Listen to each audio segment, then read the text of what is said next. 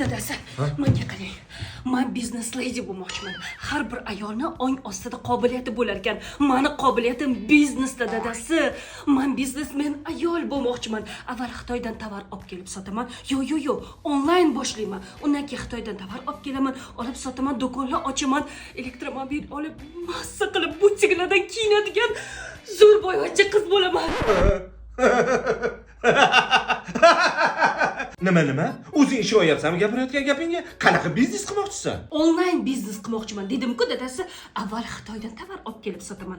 Keyin sekin pulim ko'p bo'lib boyib ketganimdan keyin Turkiyadan olib kelaman. Sen o'zi biznes nimaligini bilasanmi o'zi, ha?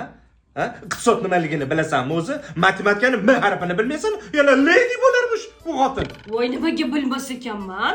Darrov meni to'poyga chiqarib yormang. Xo'p, bu senga savol. 91 dan 11 ni ayirib 5 ga ko'paytirsa nechi bo'ladi?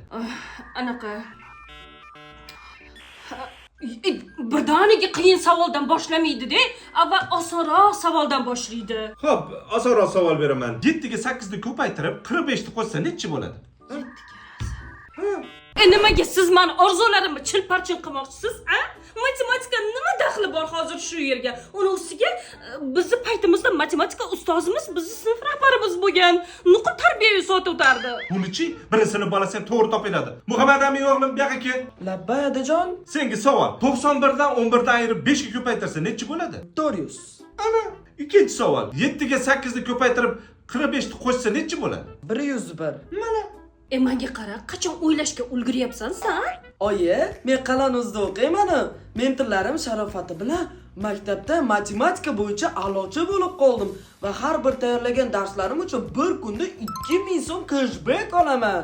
Va cashbacklarimni yig'ib, naushnik ham sotib oldim. Ana dadasi, menga tayyor yordamchi bo'ladi. Men Xitoydan tovar olib kelaman, biznesni rivojlantiraman, buxgalteriyasini Muhammad Amin qiladi. Qalay o'ylabman? Xitoy seni ammeni uyi emas.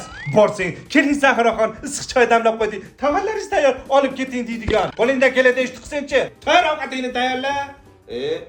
Hali sizga ko'rsataman, meni qo'limdan nima ish kelishini. Muhammad Amin menga qara, Qalanuzda onalarni ham o'qitarmikin? Agar farzandim matematikadan yuqori natijalarga erishsin desangiz, Qalanuzga a'zo qiling.